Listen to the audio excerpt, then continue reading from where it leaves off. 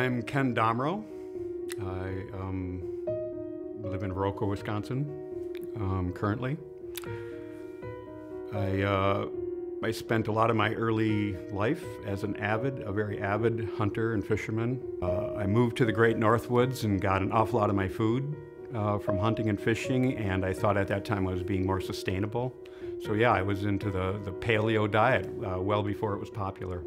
And I also got into the social aspect, you know, getting together with the guys or with your family, going to the deer camp and the camaraderie, and you know, coming back at the end of the day and talking it all over, and you know, that whole thing. It was very I have to say it was fun. It was fun at times. There's no doubt about it.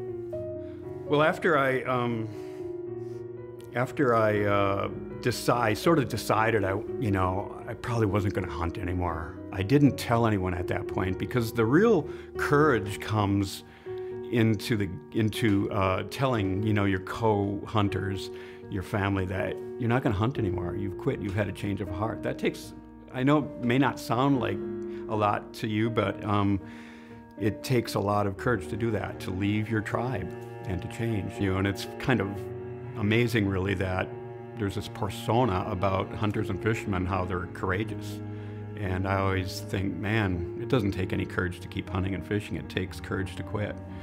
Because, you know, when I was younger, of course, my whole social network revolved around hunting and fishing. And so it takes a lot of courage to, you know, when they call you up, hey, let's go hunting, let's go fishing, let's go, you know, and like, no, I'm not going to do that anymore. You know, I've had a change of heart, and it gets real quiet on the phone for a while. And I have to be honest, though, I've never had anybody, you know, violently threaten me or anything like that.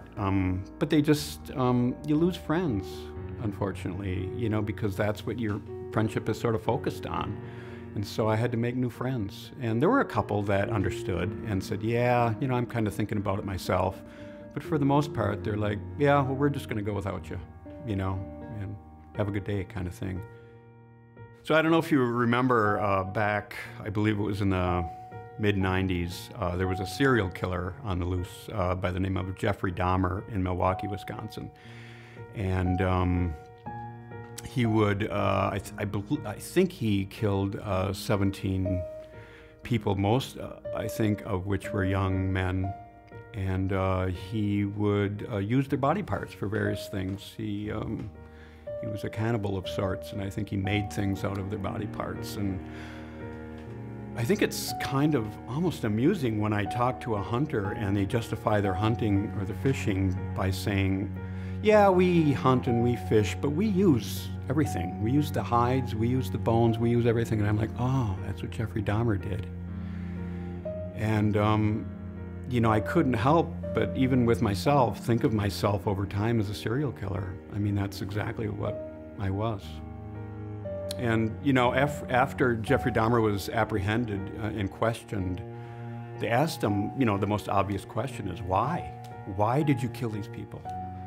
And he said that, I killed them because I loved them. And if I wouldn't have killed them, they would have gotten away. And, you know, I thought about how that is immature, possessive type of love, and how I think most of us experience it to a degree, but that's, of course, an extreme case, but how most of us, hunters and fishermen, experience the same type of possessive, immature love. We love them, but we kill them because if we don't kill them, they're going to get away, and the next hunter or fisherman is going to kill them. So there was a bridge between humans and animals at that point in my mind. That pain and suffering is pain and suffering. It's not that they don't feel pain and we do. And that was really profound at that time.